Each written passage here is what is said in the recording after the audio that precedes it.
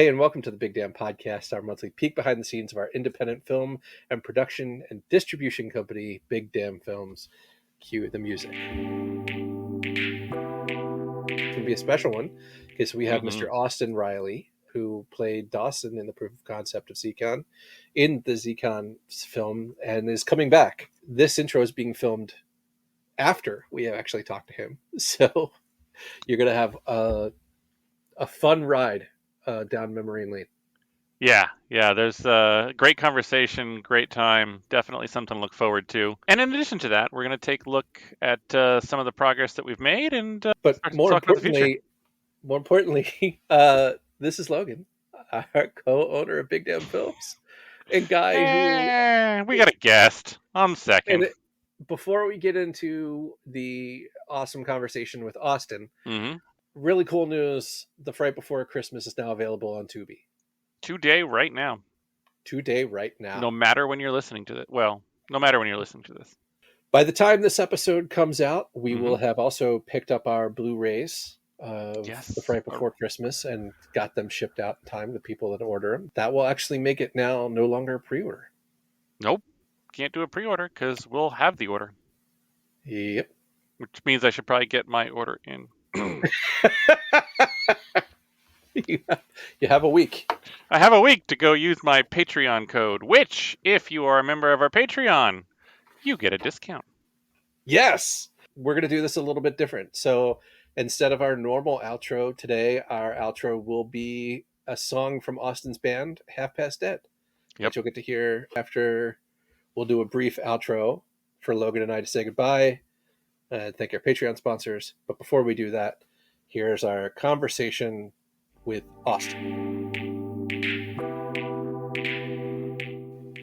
Awesome. So Noah, that music was done by Noah Summer. Shut the fuck up. No, it wasn't. Yeah. That was fucking. I actually was vibing to that. I don't know if you could see me or not. I was just. Yeah. that was awesome. I actually really like that.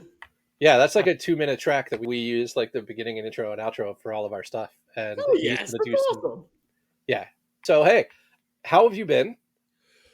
I've been doing pretty good. All things considered, minus one or two things. Some medical issues, a couple of medical issues with like some of the roommates, but other than that, things have been great. Things have been going pretty good. Cool. So yeah. I have as this is part of the podcast, and the podcast can be a little bit rambly and long-winded because I am a little very rambly and long-winded. I remember some of the nights where you and I would just hang out and talk. I miss it. I do too. I miss it so much. Logan is my business partner for Big Damn Films, the for-profit version of the company. Logan also has the honor of he was one of the first extras in Browncoats Redemption, and then stuck around to help building the set. Yep. So and never left. Logan has been here from the beginning. Yeah. So this is the first time I have had two separate people from two separate projects actually having a conversation with each other in radio format. So I'm very excited to kind of step out of the way and let you guys talk. So for those that may not know, Austin, you were in the proof of concept for Zcon, and you were in the filming of Zcon, and you have said you will come back to finish Zcon. Absolutely. I stand by what I said. I'm just call me. You're stuck with me because I can't make a new movie until we finish this movie. Yep. No, I get you. And I'm all set, ready to go. Just let me know when. So and this has been a while since we've had this conversation because it is now 10 years since we filmed. God, it's been that long? Yeah, it's 10 years since we filmed the movie version. It's been 11 years since we did the proof of concept. How did you find... You're making me feel old. Dude, Logan and I were talking about this before you came on. Like, I still see you guys sometimes as like 16-year-old kids. Like, in my brain... Well, correction. Everyone else was like 16 or 17. I think at that point I had already reached 18 years old. So like out of everyone, right, I was legally allowed to work past the time frame. Right. So, but you guys are still like teenagers in my brain. Yeah. You know, like I wish I was as skinny as I was back then. What's that? I wish I was as skinny as I was back then. Jeez, I wish I was as skinny as I was back then. But how did you come across Zcon? Oh God. So at the time, I was working with a modeling agency, as well, who also functioned as a talent agency, and the talent agent who was looking at me for another agency, ironically enough, told me about the proof of concepts and was the one who set up the audition and everything. And funnily enough, she didn't really tell me much about the project. She just told me that there were zombies involved, and I instantly was like, I'm in. I don't I don't care about anything else. I could be an extra. I don't care. Yeah. I'm in. You had me at zombies. And then the more the more we talked about it, and the more that I started to find out more about the project, I was like, "Oh, this is fucking awesome." And after a bit of time, I genuinely was just like, you know what? Screw. I'll do this for free. I don't care. I just want to do this. Well, that's awesome. And then so we did the proof of concept, and then we started filming. Easily one of the most fun weekends I have ever had in my entire life, hands down. No questions asked. The proof Proof of of concept thing. was a really fun weekend. Oh yeah, that was a blast. Like I Yeah. had so much fun. So did I. That, and it was it was a good shoot. Like I wish Yeah. we could do, like, I want to do, like, as we get back to it, like that's the way that weekend was kind of the way I want sets to be kind of moving Absolutely. forward.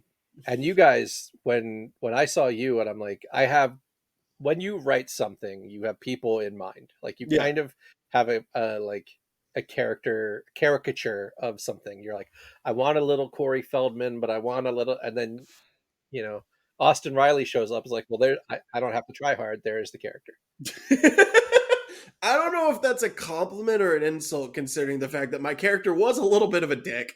Well, no, but like you had the ability to have the snappy banter, to go between, like, you could be serious, you could not be serious, like you could carry that really, really well, and that's not something that somebody does naturally.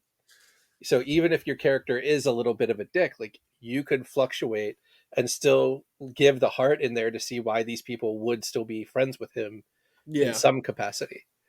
I think that also just kind of ties into also just the fact that the script was genuinely just so much fun. And No, the thank fact you. that you just also kind of was just like, hey, Austin, you know how you're a giant ass nerd in real life? I need you to be a giant ass nerd for a character. Now I was just like, this is the easiest job I've ever had to do. Yeah. I get to be myself. Are you kidding me? Yeah, it's really interesting. So it's the same thing when I did cast for Browncoats. Is that, like, and Logan can tell you because he knows Mhm. all of them. I try to find somebody who, in some way or shape or form, maybe like that character in their normal life at like an 8, but as a performer can take it up to 11. Yeah. And so, like, if you meet Heather, who is our captain, she's the captain. Like, that's her. If you meet like some of the other characters, they are those people in some fashion. Oh, And yeah. I wanted to see each of you bring a little bit of yourself to it, because they're 4 kids who had a nerdy podcast going to a convention. So letting your nerd light shine just made the character more authentic. I think I still just think back to that one shoot that we did. It was the first clip where where my character saw the van for the first time, and you were just like, okay, I need you to do 2 takes. One, I just need you to do a Joker laugh, and then the other one, I need you to act like Deadpool. Yeah. And then you busted literally, your ankle. It's okay. I felt- busted my ankle going. I felt so bad because you're literally in pain, and you're like, I could do one more. I'm like, no, like I Put can't. me in, coach. I could do one more take. You're missing. I could a do it leg. again. That's fine. It's fine. It's only a flesh wound. Fetch wound. So yeah, and I don't know how much or if you've listened to these podcasts. No, I'm going to assume not, and it's okay. But just to share with you, like, the way that the story is going to work, and you and I have kind of talked about this on Facebook, we're going to be using all of that footage as flashbacks. So the only stuff we're not really going to keep are the stuff that was like for the beginning of the movie, of like crowds and people and stuff like that. Yeah. But you're 90% of the stuff that you did, and because we filmed on Reds for the proof of concept and the original, and the costumes were the same, and you guys really, we can now take all of that footage and put it into one movie. Hell yes. And we've got about 35 minutes of a film already started. I mean, Yep. bare minimum, that alone is a short film. Like, I Yeah. actually know short films that are shorter than that. Mm-hmm. But yeah, I mean, so the idea and the premise is that it's 2 hours later. Hell yeah, that's fucking awesome. Thank you, man.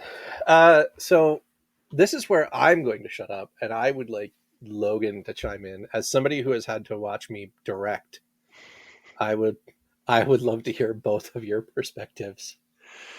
You As far as- suck, man, I'm kidding. I'm kidding. I'm kidding. I swear to God, I'm kidding. I'm actually going to let Logan go first. Well, I because guess I'm that was- really curious. So that was part of the interesting thing was that was what I guess the proof of concept would have been the third thing I technically saw you direct, because we did Yeah. Browncoats, and Yeah. then we did an unreleased Velma vs. The Walking Dead short. Yep. And then we had I didn't know about that one. it's as good as it sounds when that when it sounds comes out. amazing. Yeah, it was cold. It was a cold ass night. So the remember freezing. backstory on that was that we were waiting for things to come together for the ZCon production, and I was like, we need to test the makeup for the zombies. So we just did an evening shoot, and it was an experience. It was. So I'll let Logan jump in. I'll take Yeah. cold over hot as shit any day of the week, though. Like that. No, that not this cold. warehouse sometimes was just fucking roasting. No, this was the polar opposite, bitter cold. Yeah, it totally it left Like wet marks. cold. Yeah. It made you cranky. It was so cold. Yeah. Like it You know was not good. And I mean there were some interesting things on that. But I guess really, see, I didn't get to see much of the actual ZCon shoot. I had I think it was a 3-month-old, 4-month-old at the time. So my first kid, and that pretty much eliminated any time that I had for going to the set there. From what I've been told, Where did you meet? Where did you meet your wife? Oh, I met my wife on the set of Browncoats. So, Oh, that's fucking awesome, man. yeah. Yep, her brother actually came first. He was an extra in one of the scenes, and then came back to the warehouse where we were building the actual ship sets. And then he told her, it was like, you've got to come and do this. And she came, and took about a year and a half before we ended up getting together. But it worked out because then we both knew, like, all right, we're cool people. We're okay. You could see interactions with friends, and all right, this isn't some sketchy, crazy person. And however many years and 3 kids later, we're still going strong. Hell yeah, man. That's fucking awesome, though. Like, Yeah. It's awesome when you're able to find that one person, especially when like you find that one person doing the exact same shit that you love doing, because then you're just like, Yeah. oh great, one less thing we have to talk about. Yep. Yeah, we have a lot in common that way, and it makes it real easy when it's like, oh, honey, I've got a nighttime shoot, and it's like, oh, can I come too? Or it's like, perfect, let's go. We're I have a good. nighttime shoot, and you didn't invite me. Yeah, exactly. I mean, we have a nighttime shoot. But there you go. There you go. But- And Yeah. free extras and the kids. Yeah, there you go, exactly. But I wonder, had you been on any other sets before ZCon, as far as having experience with other directors or other kind of ways of running a set that you had before you came? Theater, yes. At Okay. that point, I was kind of in between going to college and going and like I had just graduated high school. I was taking a year off from college because at that point I didn't even know if I wanted to go yet or not. I didn't know Mhm. if I did what I would go for. I Right. was really trying to lean into I was really trying to like get a career in acting and everything along those lines. And so at that point I had my agent. They were really trying to help me get jobs. I had done a couple commercials at that point, like for like local access shows in like Maryland. Mhm. I had done a couple theater productions, and then I had done some extra work for a couple of movies. Okay. The biggest one, I was an extra for Captain America and the Winter Soldier. Oh, awesome. It's a split frame by frame thing. Like you can catch. I don't even get on camera. My dad does, but I don't. I was just like, really? Dad. Are you kidding me? But also at the same time, like it's a lot. It was a lot of fun. It was a really interesting Mhm. experience. The funniest thing was that day when we were filming, Chris Evans was at Video Village.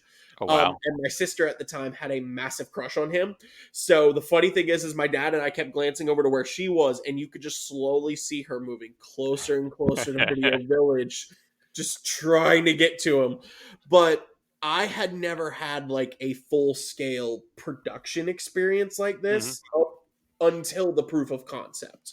The proof of Okay. concept was like my first really big you are one of the lead characters in a movie experience. Sure. And even that was like surreal. And again, I cannot preface this enough. Easily one of the most fun weekends I have ever had. Yeah. Like just I literally spent so much time just not even filming, just talking to people behind the scenes, talking to the extras, talking to the people who were working, like talking to the makeup artist. Shout out to Vince, I miss him. Oh my goodness, hi Rhino. Yes, I know you exist. I know. He has a lot of thoughts about it too. But Clearly. no, he just wants attention. But like up until that point, I hadn't really had any like really big like filming experience per se. And in terms of like just performing arts in general, it was primarily just theater stuff before that. But like to this day, I still carry those memories with me. Like easily one of the most fun weekends I ever did. And then when we were actually filming it, some of the like I was like in Maryland for like how many months? Like 3 or 4, something along those lines. I know there was like a couple weeks where I crashed on your couch, Michael, instead of going home because it was just cheaper for me to stay in Maryland than it was to go back home because the rest of the cast was like in the Maryland, DC area. I live in Richmond. It's a little bit of a longer drive. So I was very much just like, I don't like, I even had this conversation with Michael. I was just like, you don't even have to pay me. Like at this point, just pay for my lodging and we're fine. And I'm okay with that. Like maybe buy me some food. Rhino. Oh my goodness. Buddy, come on. But like up to that point, long story short, that was the first experience that I had. And still to this day, one of the most fun ones. Awesome. Well, that means a lot. I appreciate that. I try to, even on the bad sets, try to make it good for everybody else. Again, in my experience, I had a blast. Like I to this day, like honestly, I still talk to a couple of the extras I made friends with. Like I still talk to Harvey. Very cool. Yeah, I'll on occasions message Lauren, see how she's doing. In terms of main cast, like obviously life happens, and I just haven't really been able to speak to him or anything along those lines. I spoke to Noah Summer once or twice, and I miss all of them very much. But at the end of the day, like I know life happens. So I think my personal favorite memory that I have was 2 of them. One of them when I crashed the extra shoot, and you guys ended up having me be the manager to like handle all the extras and everything, which is how I met most of the extras I'm now friends with. And then the other one was I can't remember what day we were filming, but we were Noah and I, when we were both rooming together, like at the Red Roof, like he and I would share a room, just make life easy, saves money. I would regularly bring my PlayStation, just because I'm a night owl. Mortal Kombat X had just come out. So he and I stayed up till 3 a.m. just to see like every single character's fatalities. Like each one at a time, and he and I were just sitting there. At one point, I think we got a fucking noise complaint because he and I were just sitting there screaming. You did. You know how I know? Because I got a phone call. Yeah, because he and I were just sitting there. Oh fuck! Look at that. Yeah, I got a phone call, and then I'm like, I'll talk to him tomorrow. And then I woke up the next day. I'm like, they're fucking kids. I'm not going to say shit. You didn't crash a hotel room. You did not talk to me because I don't remember having that conversation. Yeah. You didn't trash the hotel room. They didn't find you drunk. The cops didn't show up. It was a noise complaint, and I'm like, okay. Like it was fine. A noise complaint from us playing video games. Like of all the things I'm going to yell at you guys about, I'm like, dude, I wish I would have been there. I bought an extra controller specifically so I could like play with Noah and like anyone else who fucking came in and joined. So you could have come into the hotel room and I would have just been like, here. Dude, this was my schedule during filming. I would wake up, I would go to work, I would finish work, I would pick up my now ex-wife, who is the costume designer. We would drive to set. I would film till whatever time we got done. I would drive back home. I'd pass out, and I did that over and over again. You wonder why you ended up in the hospital. Well, no, I ended up in the hospital because I ended up in the hospital because I got my car T-boned on the way to production one day. Yeah. Well, no, I didn't realize I had a punctured lung. Then I went to a work conference in Denver where the altitudes change, and I came home and I'm like, wonder why I feel like I have a heart attack. Oh no, because I have a dumbass had a punctured lung. Yeah. Yeah, it was the car accident that did it. Mm-hmm. Yeah. But yeah, I mean, and it's funny because I'm going through all of the footage and editing everything together, and I could see some of the stupid shit y'all were filming when I was in the hospital. In the words of a fuck mothering vampire, I'm not apologizing. I don't want you to. Okay, good. I don't want you to. It's not your fault. But so walk me. We film ZCon. We have to end ZCon. Shit happens. Life happens. We're going to come back to that and not film it. But you go from ZCon, and then the next thing I see is Half Past Dead. Yeah. So how did Half Past Dead come around? Well, the guitarist of the band, Jack, I've actually been friends with for quite a few years. After I finished college, I ended up moving in with a couple college buddies. Tried doing a couple bands throughout my career because I kind of took a step back from like theater and everything and acting, and shifted back to like music, which was my first love. And Jack and I had recently gotten back in contact. We were kind of keeping up with one another. I'm not gonna lie, he ended up just catching me at a really low point. I had just broken up with a rather abusive girlfriend. I was I was at a job I hated. I felt like I had like no control over my life. He just ended up like one of those instances where the universe was essentially just like, you need a bone, I'm gonna throw you one. So my buddy Jack contacted me out of nowhere, and he was like, hey, I know it's last minute. What are you doing this weekend? And I went, nothing. I have work, but I'm a night auditor, so I'm like working 11 p.m. to 7 a.m. Cool. Our bassist just flaked, and we're filming a music video tomorrow. Do you think you could fill in? Literally just stand in for the music video. You don't even have to play the instrument. You could just sit there and pretend. And I was like, fuck it, why not? So I said yes. At that point, I was doing photo shoots during the day, getting like maybe 3 or 4 hours of sleep, and then going and doing my job at night. The night before, I texted him and I was like, hey, I'm not going to sit there and pretend like I'm playing the bass. I would actually play it, send me the tabs. So that night, he sent me the tabs for our second single for the album, Show Me the Way, and I ended up learning it the night before. Nice. And then the next day, I met up with the lead singer, Alex, awesome guy. Really? Sorry, my roommate's dog is also here as well. Animals everywhere. I met him, I met the drummer, and then we went and filmed. And honestly, going back to like ZCon, that really brought back a lot of memories. Because it was very similar to, it was a film production, and it was very similar. And like the funny thing is like Alex was kind of trying to like run me through some stuff, being like, okay, when it comes to like filming, we're gonna do this and then this and then this, and I was just like, I actually know what we're doing, I'm fine. And just by the end of the shoot, I guess I impressed them enough because finally Alex and Jack pulled me to the side and went, so how'd you feel about doing bass permanently? We're about to get rid of our bassist. How would you like to do it full time? And I was just happy to be back in music, and I was like, fuck it, yeah, let's go. And and long story short, I ended up becoming the bassist. I also do backup vocals. And then the most entertaining shoot that I have done with them was when we were filming Unbreakable, which is our third single before the album finally came out. Because the night before we started filming, we actually had a show in Winston-Salem, North Carolina.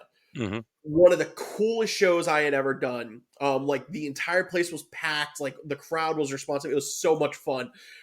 We drove about 6 hours back, got about an hour of sleep, woke up, went to a short pump near where I live, and literally started filming. Wow. In an attempt to essentially beat a storm that was supposed to be coming.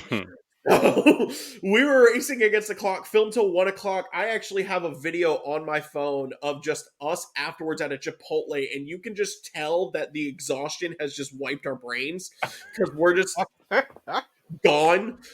We go back to Jack's house. I crash. I literally just go, I'm just going to rest my eyes for a few minutes. 4 hours later, I wake up.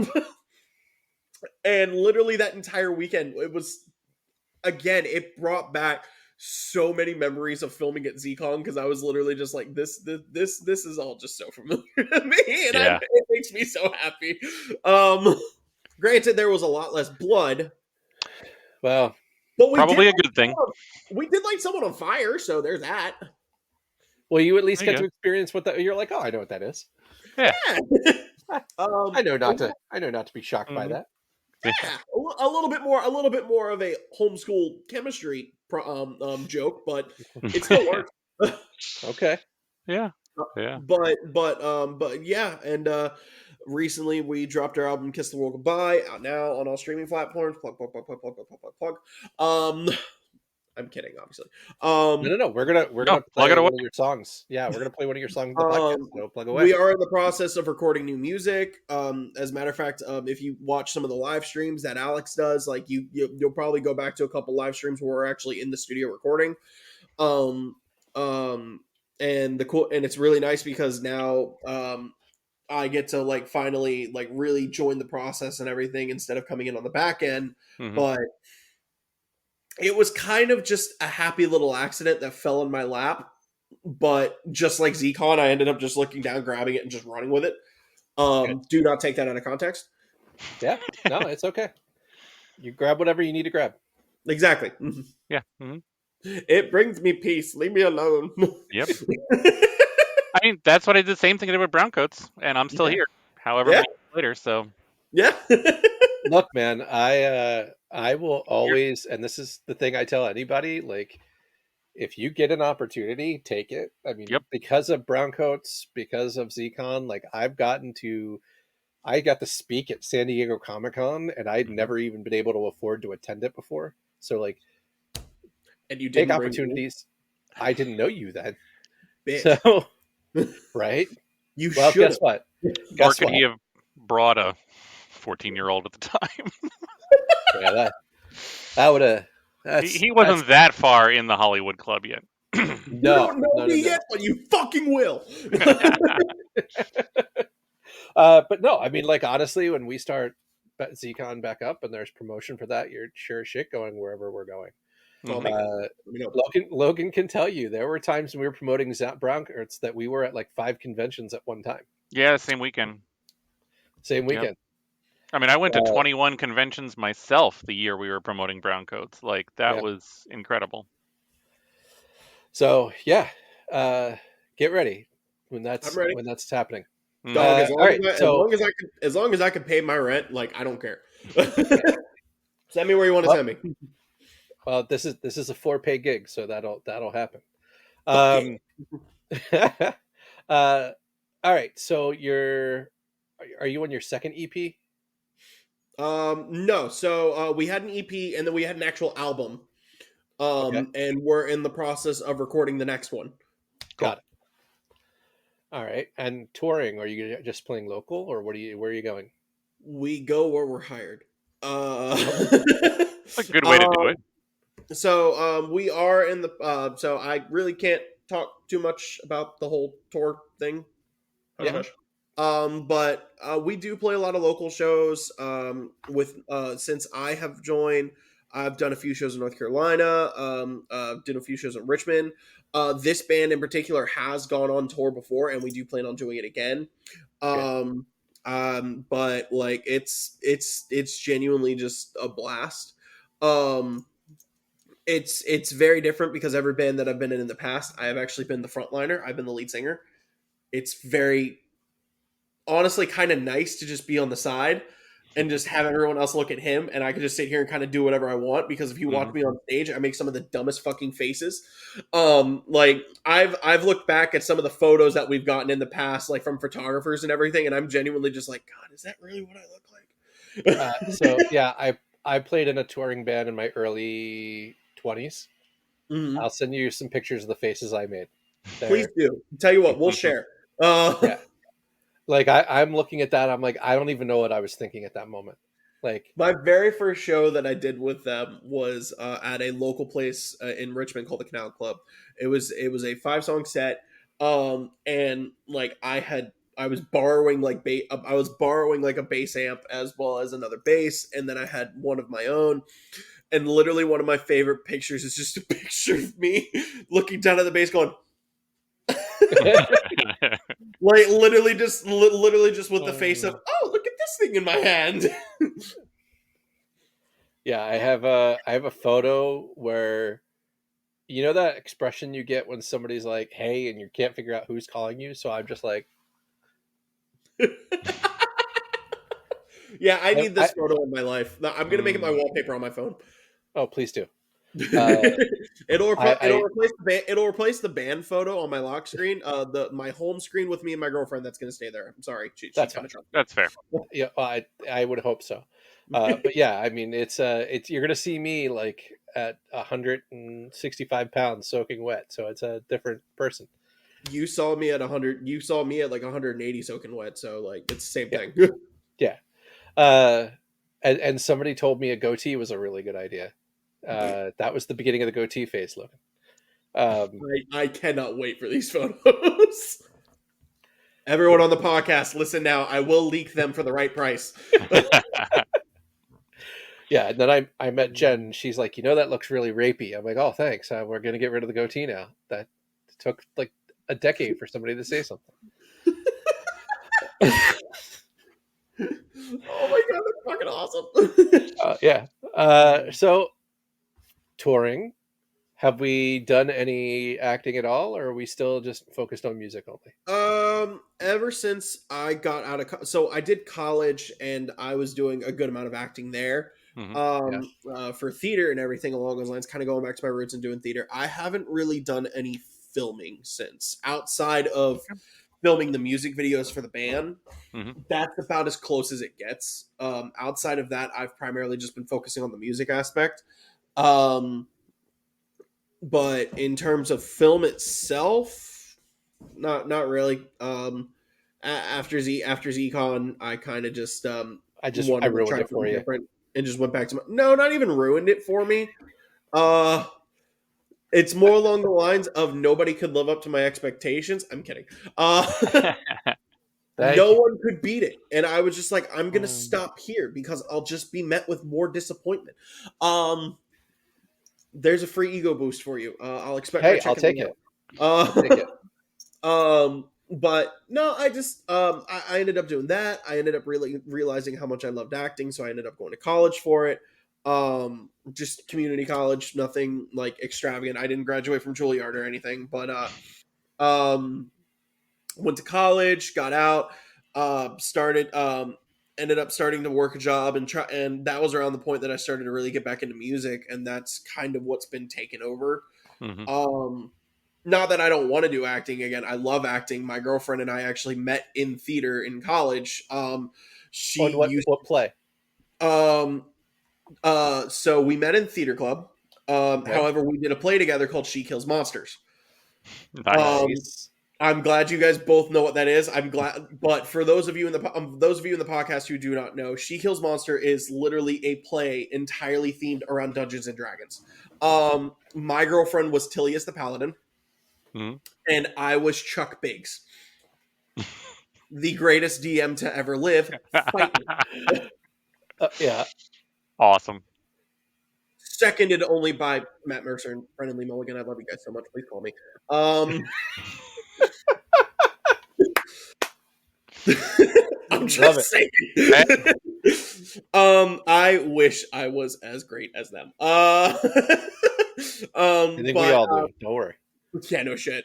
But yeah, we met back in college. We actually, ironically enough, dated back in college, and we ended up breaking up because I was an asshole. I will be the first to admit that. I was a dick back in college, and I'm very glad I'm no longer that person. So you're saying I did a typecasting? Got it. Yeah, a little bit, jackass. But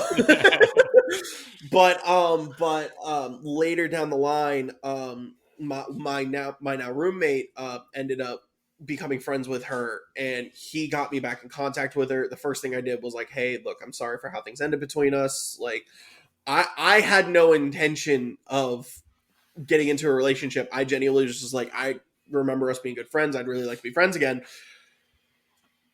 We're now almost at a year. We're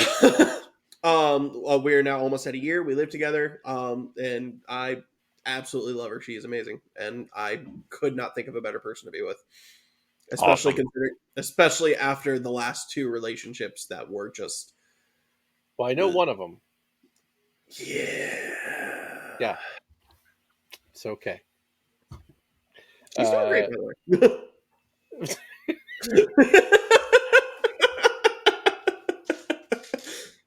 Now I know which one you're talking about, and genuinely, we are on good terms. She actually recently got married, and good for her. Now, granted, if you were talking about one of the two more recent ones, fuck those bitches. I don't know. Okay. So I was talking about the first one, not the other two. But okay, yeah. Good. And she's doing great. Like I said, she recently got married, and I actually attended the wedding. It was beautiful. Aww. Yeah, my entire family got invited, and then it really says a lot about my family that we went to the wedding. It was beautiful. It was fun. It was great to see everybody again. The highlight of that was not just the wedding, but the fact that we were in my parents' camper watching WWE Extreme Rules when Bray Wyatt returned, and all of us were just screaming at the top of our lungs because Bray Wyatt was my all-time favorite fucking wrestler. Rest in peace. However, the Wyatt 6 is back, and I'm excited. This is not a wrestling podcast. We're going to move on now. Because I will keep talking about it. Cinema. Oh, the debut was sick, but I was actually looking because I'm trying to find my signed Bray Wyatt figure. Fuck you. You're welcome. So the one thing I will say is, like, doing ZCon, I didn't get to know you guys. Like, your family is phenomenal. Your mom bought me a CM Punk shirt from Royal Rumble. Like, and I almost wore mine because she bought me one too. It said "Hell from." I got the CM Punk T-shirt that says "Hell froze over." I'm jealous. I just got the one that's like the fists with the SummerSlam on it, or whatever the event. It's awesome. That's still fucking awesome. It's phenomenal. It's more than I expected. But no, I mean, like, your dad was hysterical on set. Your mom was hysterical. Your sister was funny as shit. I have loved your family since you guys kind of came around, and I love that, like, I have got to keep up with everybody and check in on you every once in a while. And my biggest thing after everything happened with ZCon and all that type of stuff was I genuinely just wanted to keep in contact and keep in touch. Because of the hope that maybe someday we would be able to finish it. But also, we are here. But also B, just because of the fact of you are genuinely just a very nice guy. And I really enjoyed getting to know you and getting to spend time with you and work with you. Venmo Austin $100 Brian. Thank you. I appreciate that. What are you doing, you crazy ass dog? Don't look at me like that. Sorry. No, it's okay. I literally have to lock my door because the dog has figured out, because he's 70-pound chocolate lab, he will open the door and walk in if it's not locked. 1-year-old German Shepherd. Oh, yeah. 2-year-old big lab. So, yeah, I get it. So smart on top of it. Great. Yeah. and she knows she's cute, so she can get away with it. Mm-hmm. Nice. Yep. All right. So we are in your music phase. You have found what sounds phase, like Mom. love of. we it sounded like the love of your life, which, yeah, I can see it. Yeah, we're good. I'm happy. We're happy. And things with Zcon are coming back around. So, depending on, well, here's the question: with your upcoming surgery in a couple weeks, what's your recovery time? It's going to be quick. Okay. So essentially what is happening is they are going to try and force it to heal by Okay. what is happening right now is it's a thing called corneal erosion. So it heals back, and then over time the cells just aren't nearly as strong as the ones that got damaged. Mm-hmm. Are you done? Nope. It's time to dance. The cells that are being replaced are not as strong as the ones before, so they're slowly getting chipped away until they just reopen again. Okay. And it's a repeated process. We've tried medication after medication, and finally they're just like, fuck it, this is not working. It's best to just get the procedure done. And if that doesn't work, we have another precautionary measure to do. But like, we're gonna make sure this, eye out. we're gonna work. Yeah, legit. I openly looked at him. I was like, so about that bionic eye. Yeah. I don't care if it's expensive. I want to be able to like shoot lasers. We'll go full Nick Fury if we have to. Fuck yeah. But Shion, goddamn.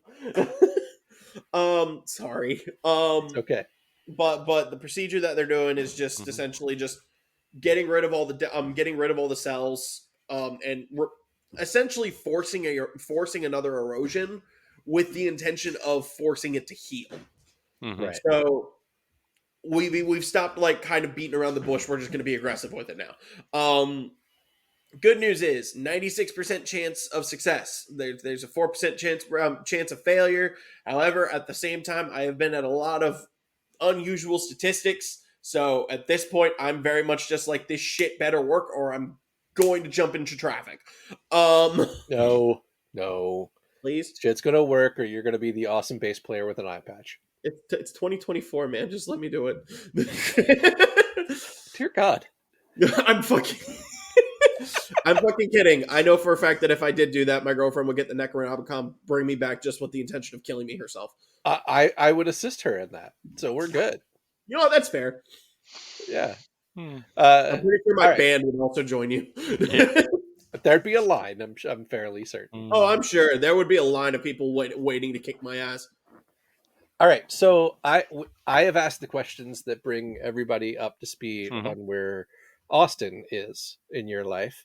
What questions do you have for me? Like we've talked about, like I feel like the beginning of this was really just like, let's inflate Mike's ego as huge as possibly can be. And I don't know what the fuck you're talking about, man. I was being honest. No, I know, but you're being honest and genuine and sweet and complimentary, and it's wonderful to hear. And you need to learn how to take a compliment. Yeah, everyone on the podcast, this is how you get jobs. Kiss ass. Kiss everyone's ass. Yeah, but as Logan has rightly pointed you're out, going to be our Alan Tudyk then, that shows up in every film we have. Oh, that is my job. That is my goal. You are now my Tudyk. But no, and as Logan has rightly pointed out, for well over 15 years, I don't know how to take a compliment, and I will deflect with humor. So I'm the same way. Do not feel bad.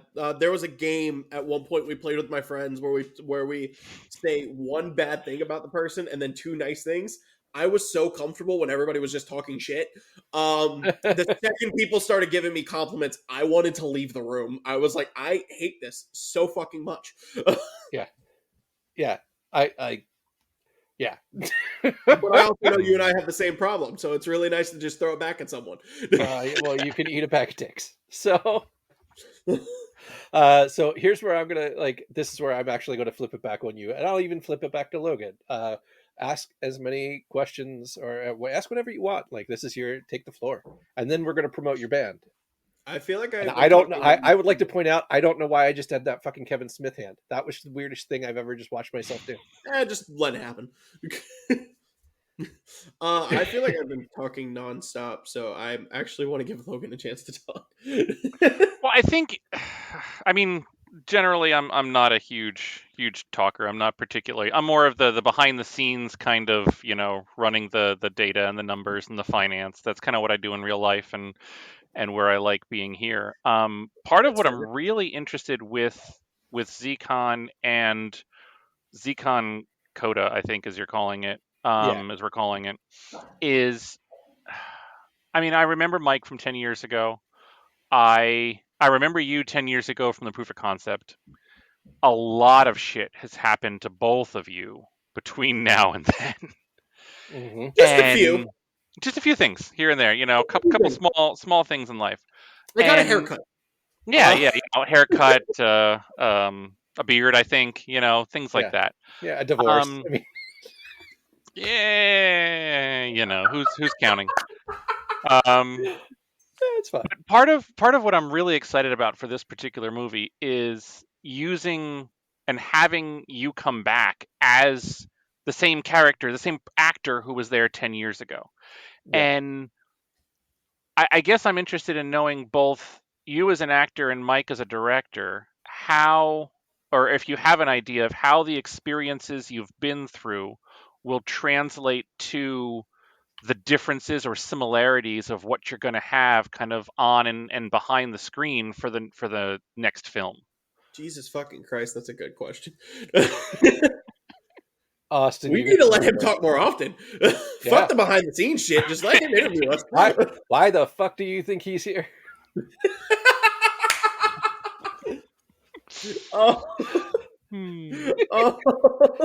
He owns 50% of the company for a fucking reason, Austin. A fucking man. And Logan's just sitting here like, goddamn right. So anyway, Austin, what as you're coming back to it, like that's kind of a, I know where I'm going to answer, but as you're coming back to it, like getting to revisit a character who will be equal age to you in distance from where we were. Mm-hmm. The biggest thing that I'm curious about, honestly, in terms of ZCon in particular and coming back to this character, I'm honestly more, because I know he and I work pretty well together. When it comes to like acting, like even now when I was filming for the music video and everything along those lines, I'm adaptable. I'm very much a person who's just like, tell me your idea. Is it going to kill me? No. Cool. Let's do it. What do you mean I'm going to lose a finger? Okay. Fuck it. As long as it's the ring one so I can be Assassin's Creed. But outside of that, like I tend to be pretty, I try my best to be as flexible as possible when it comes to acting and when it comes to filming in general, especially since I do have a little bit of that background because like I said, I did ZCon, I did the proof of concept, I did the movie. I went to college for it. Like I did, because it wasn't just theater. I also took film classes too. So, and even when we were filming ZCon, like I was just as much like behind the scenes as much as I was being filmed. Like I can't begin to tell you how many nights I helped with extras. At one point you had me be a sound guy. At one point, at one point I helped with set design and everything. At one point I was one of the fucking extras. That was easily one of the most fun times ever too, because they literally just made me look like a giant fucking zombie. It was great. But in terms of like, the biggest thing I'm honestly the most curious about is how he has evolved. Because I know how he was, especially when we were filming it. He was very much a comedic character. He was very much a smartass. He was very much a horn dog. He was a bit of a bully and a bit of an asshole. I'm very curious to see how a decade has passed and everything has gone to hell has actually changed him as a person. Has it changed him at all? Is he more humble? Is he still an asshole? Like, I'm genuinely, that's the part I'm the most curious about. And the other thing that I'm curious about, and this is going to be a little bit more directed towards Michael, how much freedom am I going to have? Because last time you gave me a lot of it, and I think it bit you in the ass a couple times. No. So look, I mean, this will answer kind of two questions at once. This will answer Logan's question and your question. Over the last decade since ZCon, I put myself through what I felt like was like a film penance, right? Yep. I edited a feature film called Nowhere Alaska that's now on Amazon Prime. So I've fully edited a movie for somebody else. I've produced a bunch of people's movies that I have had to ask my name to be taken off of because it was a worse experience than I could possibly imagine. I've directed a couple people's Indiegogo campaign videos, like as a hired gun. So me coming back to ZCon I will be a completely different filmmaker. I mean, I can watch Browncoats and still remember the first day of filming when I am on the second story of a bar filming an overhead shot, and my answer was go, and everybody's just looking at me, and I'm like, and the camera guy just takes the camera, goes, hey, you go sound rolling, camera rolling, slate, action. I'm like, oh, okay. And then I did that. And then we get to Velma versus the Walking Dead, which was, I'm really glad I had that experience before the proof of concept, because that made the proof of concept so much better, because I had a not great experience that I was able to turn into a better experience. Then we did the proof of concept, and I can see a visual progression as a director, like through each thing I do. Like I can see a little bit of a difference between the proof of concept and what we filmed. Not much. Like people watching it aren't going to know that they're not the same. Right on. But owning the set, like one of the things that I struggled with on ZCon was there was a bunch of people who had college degrees for filmmaking and things like that on the film version, right? The proof of concept, we had a ragtag group of people. Yeah. And I've always had like a mix of extremely professional people and, people with no experience. And I'm happy as long as you want to work, I'm happy to have you do whatever. Yeah. But we started to see on filming that there was a bunch more people that had way more, like I got genuinely intimidated a couple times through that. I can honestly say like that intimidation is gone. Like the director that would be walking on set is you're walking on my fucking set. Like This is my movie. Like, and this is the movie that I personally need to finish because I have a shit ton more movies I want to make. Which Austin will be in some form or fashion. Austin will either be my Alan Tudyk or my Stan Lee. I'll figure it out, and we're going to make it happen. Such high praise. I don't know how to deal with this. What? That you get to be the guy that randomly walks up and says one random thing and then just goes, yeah, that's fine. I'm the guy who walks on set and goes, fuck you, and then leaves. Rhino, come on. Note to self, add fuck you guy to every movie. But again, but my this big time, my big thing at the moment, can I pay rent? If I could, if the answer is yes, if I could pay my bills, I'll do whatever the fuck you want me to do. I don't care. There you go. Well, and this time around, like because we don't have to film a full feature film, we're filming essentially an extended short feature film. Like we only have to film, was it maybe 55 minutes of a movie? So it's big action scene at the beginning, big action scene at the end, a lot of talkie in the middle, using the flashbacks as back and forth. I sent Logan the outline. I'll send you the outline as well so you can see it. But where I see the Dawson character is that of anybody, he would have grown the most. Like he would have gone from being the asshole because he's insecure to the asshole because I'm now protecting my friends. Yeah. Like, I have a Hmm. responsibility to help. Like, so in the story, 2,000 years later. so yeah, that's where I see, like, set wise. One eternity later. And then I'm going to edit the movie. So the way that I'm going to do this is that you guys are going to get to see all the flashback stuff ahead of time. And then hopefully we will just schedule in such a way that I'll be able to edit roughly what we did that day, and you guys can see the movie going along as we go. And then my plan is that instead of a 3-month shoot, it's a 3-week shoot. So we have 1 week of theater style rehearsals, so you guys can get through everything, and then we go into 2 weeks of 5-day shoots each, Monday through Friday. Of, let's get this knocked out. There'll be, like I said, a big action scene at the beginning, big action scene at the end, a lot of talking in between. And then knowing how well you guys did the first time around and who I want to bring in for other roles elsewhere, that 1 week of rehearsal for like a theater style rehearsal means we can shoot fairly quickly. Yeah. And then we're done. And then we edit and we release and we go on to bigger and better things. And make new memories. Fun is the biggest and best thing we could do. Yeah. All right, sir. So here's where I'm going to ask you to plug your band.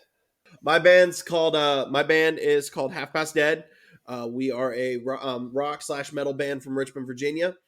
We currently have an album out right now called Kiss the World Goodbye on all streaming platforms, as well as 3 amazing singles from it: The Evil That You Make, Show Me the Way, and Unbreakable, which are all featured on that album as well. Feel free to like our socials, like keep an eye out for us. We definitely got a lot of stuff coming down the pipeline, a lot of stuff ready to go, and I'm really looking forward to the stuff that we have prepped and ready to go down the line. And I know for a fact that I am ready to get back into this. Like, I'm ready to go. Just let me know. Awesome. All right, so socials, like what's the website and all of that fun stuff, where people can find you. Oh God, you're calling me out. Socials are just HPD Half Past Dead. You can find us on Facebook. You can find us on Instagram. You can find us on TikTok. We do a lot of stupid videos. Trust me on that. In terms of the websites, why do you have to do that to me? I look like such we an could just do asshole. HPD. No. We could just do HPD half-assed. Like, most people are going to socials anyway, and I know that you have your website on the socials, so it's no big deal. Yeah. I mean, I actually went to YouTube.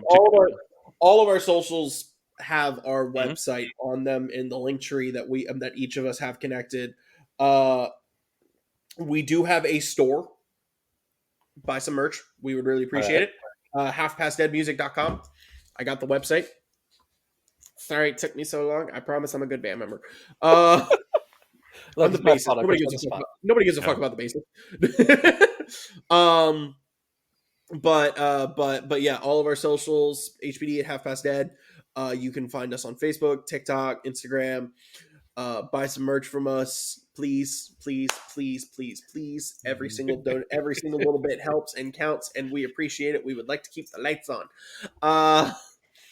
And if there is any point where you guys want us to do a show in your area, message us. We will respond. We are very active on our socials. We will definitely put that in the notes, and then if we go on tour or if we have an idea of wanting to go out of state for shows or anything along those lines, or we get asked, we will make sure that we put you guys on the list. Cool. Love it. All right, so I'm terrible at promoting. I'm so sorry. Dude, no. You are not terrible at promoting. You did a great job. This is awesome. And I have loved chatting with you for the last hour. And I know that, honestly, from an edit wise, we're probably going to use 90% of this. So it's going to be really good. Please don't cancel me. We're only keeping in the shitty shit. So okay, fuck yeah. Okay, cool. Sir, I miss your face. We're going to have to catch up. I miss you too. It's going to be a long one because I can't shut the fuck up. It was a great conversation. It wasn't just you; it was all of us, and there were good questions and good conversation, and it's. I have a feeling he won't be. This won't be the only time he'll be on, and we'll have a lot of fun conversations as we go through production. So here's my question for you, and this Yeah. is not an ego stroke at all. Uh, you have now been part of my set for Browncoats. Hmm. You've been there for Velma. Yep. You've now heard Austin's perspective. Hmm. Uh, what do you hear as the consistency of working on a big damn film set? I mean, the consistency is that it's it goes above and beyond. You go above and beyond. The a big damn film set, regardless of the fact that it's an independent film or any of the kind of connotations that can kind of bring. Star Wars fans will always say, bathrobes in a state park, as far as kind of the joking level of quality sometimes. Right. But the thing about a big damn film set is that you've had an uncanny way of bringing together people who care, good people who like to be a part of these things, who enjoy giving it their all. I mean, you heard Austin talk about, as one of the leads, he was doing stuff in sound, and he was doing stuff as an extra, and he was just coming back and being around, and that's I think both the opportunity and the just the difference is that you if you want to be involved, you can be involved as much as you want. That was how I got started and never Yeah. left, and now own half the company. Um, That's right, kids. Just stick around for 15 years. You too could own. you too could own half a company.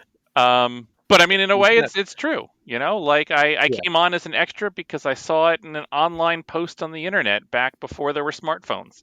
And here I am. And Austin's, similar in being there and finding it and auditioning and getting the role and still being a part of it and still being so energized and excited and willing and ready to come back whenever it was around. And he stuck around for 10 years, and he's here and he's ready when we come back. And that's one more testament to a Big Damn Films production. And look, I'm going to be honest. Not everybody has a great experience. Not everybody finds Sure. a Michael Jane extremely happy to deal with.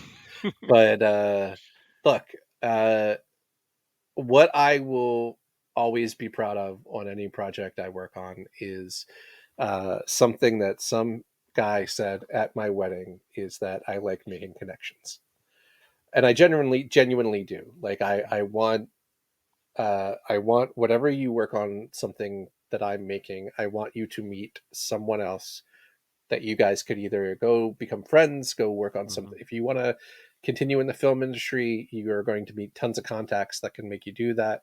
People that have worked on a big damn film set have gone on to work on for ILM or work on feature films. Like one of the guys on the crew has worked on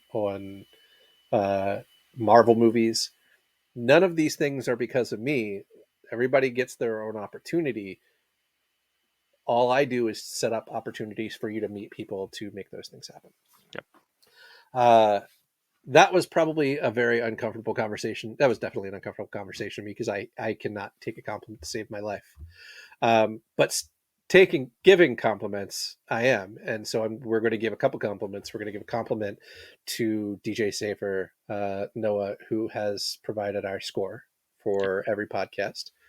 And then we have Patreon people to thank. Yes, thank you, Lauren Budd and Bill Firo, as month after month for helping Big Damn Films tell our big damn stories. So since you know where to find us on the socials, we'll leave this one out today. Thank you for joining us. Until next time, keep telling your big damn stories. And for this episode, enjoy Half Past Dead.